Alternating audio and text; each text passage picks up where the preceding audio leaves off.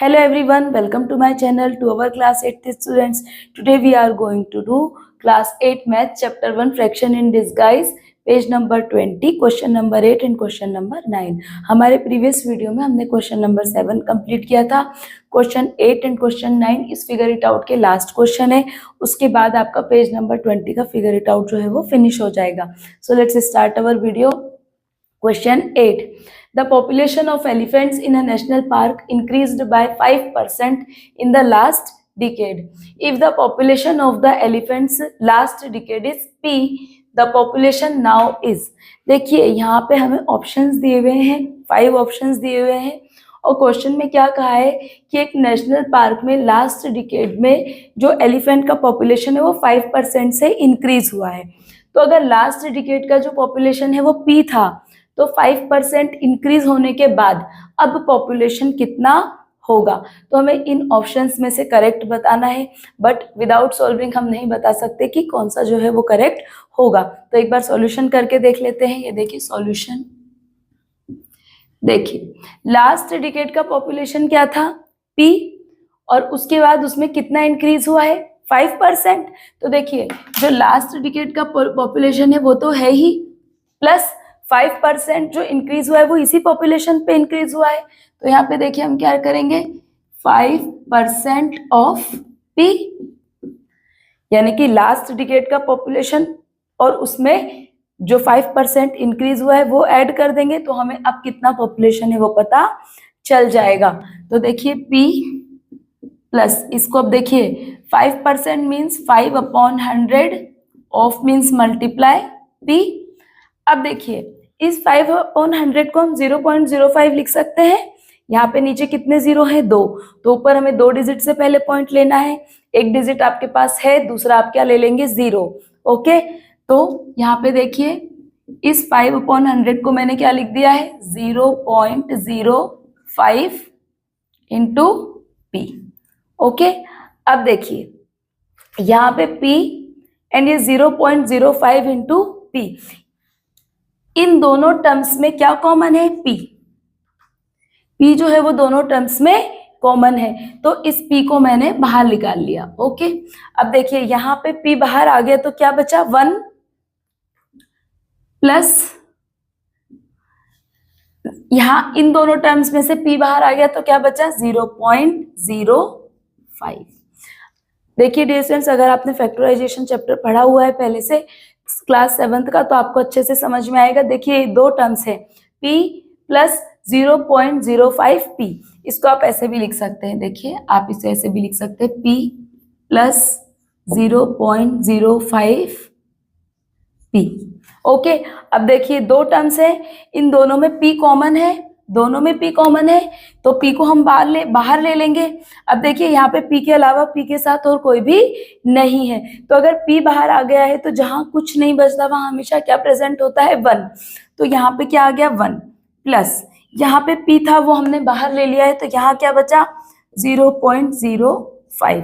इस तरीके से मैंने किया है. ओके, अब देखिए 1 प्लस 0.05 क्या हो गया आपका 1.05. ओके, 1.05. तो देखिए P इंटू 1.05 क्या हमें ऑप्शन में दिया हुआ है, बिल्कुल 4th ऑप्शन में हमें दिया हुआ है P इंटू 1.05. तो अभी का जो पॉपुलेशन है वो कितना है P मल्टीप्लाई बाय 1.05. ओके, तो इस पे हम लोग राइट लगा देंगे.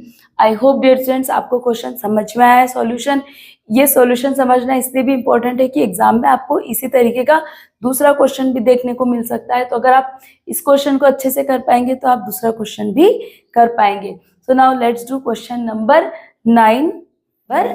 देखिए ये भी ऑप्शंस वाला ही क्वेश्चन है, इसमें हमें करेक्ट ऑप्शन बताना है. सबसे पहले क्वेश्चन रीड कर लेते हैं. Question 9. Which of the following statements mean the same as the demand of the cameras has fallen by 85% in the last decade.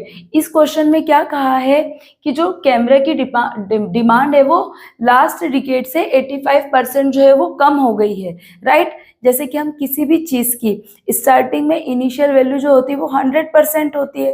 Right. तो 100% में कितना परसेंट कम हो गया है? 85% कम हो गया है। तो अगर हम 100 में से 85 माइनस करें तो यानी कि अब की जो कैमरे की डिमांड है वो कितनी होनी चाहिए? 15% होनी चाहिए, राइट। क्योंकि लास्ट डिकेड से कितना परसेंट कम हुई है? 85% फॉलन, मींस डिक्रीज हुई है। तो अभी की डिमांड कैमरे की कितनी होनी चाहिए? 15% होनी चाहिए। तो उसके अकॉर्डिंग हम देखते हैं कौन सा ऑप्शन करेक्ट है। The demand now is 85% of the demand adequate ago. ये बोल रहे हैं कि अभी की जो डिमांड है वो पहले की डिमांड से कितनी है? 85%। तो ये तो रॉन्ग ही हो गया। 85% से तो डिक्रीज हो गई है, तो अभी 85% कैसे हो सकती है? The demand a decade ago was 85% of the demand now. ये कह रहे हैं कि अभी की डिमांड से जो पहले की डिमांड थी वो कितनी थी? 85%। नहीं, ये भी रॉन्ग हो गया। 85% नहीं थी, वो टोटल पहले कितनी थी? 100% थी। The demand now is 15% of the demand a decade एगो। ये ऑप्शन करेक्ट है क्योंकि इसमें लिखा हुआ है कि जो अब जो प्रेजेंटली जो डिमांड है कैमरे की वो कितनी है? 15% है, rather than a demand a decade एगो। मतलब अ डिकेड एगो जितनी भी डिमांड होती थी उसका अब कितनी रह गई है? 15% रह गई है।